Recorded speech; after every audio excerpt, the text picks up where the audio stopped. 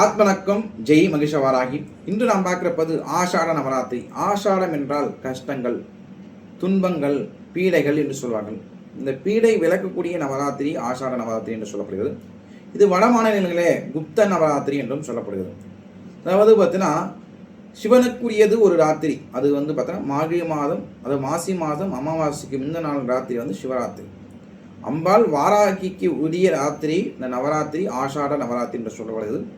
வருடத்திலே 4 நவராத்திரிகள் வருது. 3 மாதத்துக்கு ஒரு வாட்டி. அதாவது வசந்த நவராத்திரி, துர்கா நவராத்திரின்னு கூடிய ஆஷாட நவராத்திரி, இது மாதிரி 4 நவராத்திரிகள் வரும்.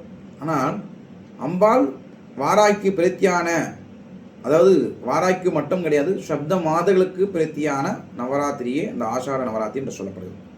இந்த ஆஷாட நவராத்திரி ஆனது 2026 எப்பொழுது வருது என்று பார்த்தோமானால், வருகின்ற ஜூலை மாதம் 15ஆம் தேதியிலிருந்து 23ஆம் தேதி வரை 9 நாட்கள் ஆஷாட நவராத்திரியாக கொண்டாடப்படுகிறது.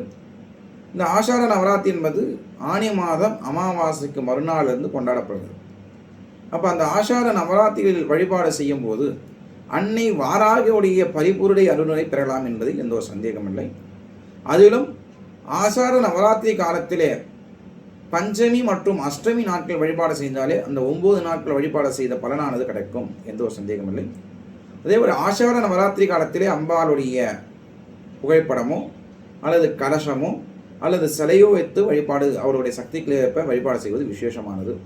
இந்த ஆஷாட நவராத்திரி காலத்திலே அம்பாளுக்கான நைவேத்தியம் என்று பார்த்தோமானால், கோரக்கிழங்கு தேன் கலந்து, கோரக்கிழங்கை அவித்து சுத்தம் செய்து அதில் தேன் கலந்து அம்பாளுக்கு நைவேத்தியம் செய்ய பலன் தரும், உப்பு இல்லாத.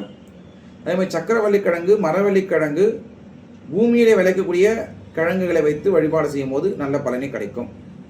அதே போல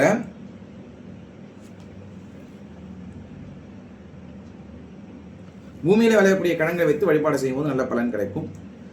அதாவது மாதுளை முத்துக்களை தேன் சேர்த்து அம்பாளுக்கு வழிபாடு செய்வது விசேஷமானது. அம்பாளுக்கு பார்த்தீங்கன்னா எருமை மாட்டு தயிரில் தயிர் சாதம் செய்து, உப்புல்லா சாதம், அதே மாதிரி கருப்பு உளுந்தினாலே வடை செய்து வைப்பது விசேஷமானது. அதுவும் அம்பாளுக்கு பார்த்தீங்கன்னா உப்பில்லா பண்டம் குப்பைகள் என்று சொல்வார்கள். அம்பாளுக்கு பார்த்தீங்கன்னா உப்பு இல்லாத பிரசாதங்கள் தான் அம்பாளுக்கு ரொம்ப விசேஷமானது, குறிப்பிடத்தக்கது. இதுவரை யாரும் சொல்லியிருக்க வாய்ப்பில்லை. அதே மாதிரி வாழ்க்கையிலே நீங்கள் எந்த நிலையில் இருக்க என்பது அறிவதற்கு இந்த அன்னை வாராகி உறுதுணையாக இருப்பால். அன்னை வழிபாடு செய்யுங்கள். சிவாய நமக. தொடர்ந்து நம்முடைய சேனலை பாருங்கள், அதுக்கான பதிவுகள் தொடர்ந்து வரும். சிவாய நமக. நம சிவாய.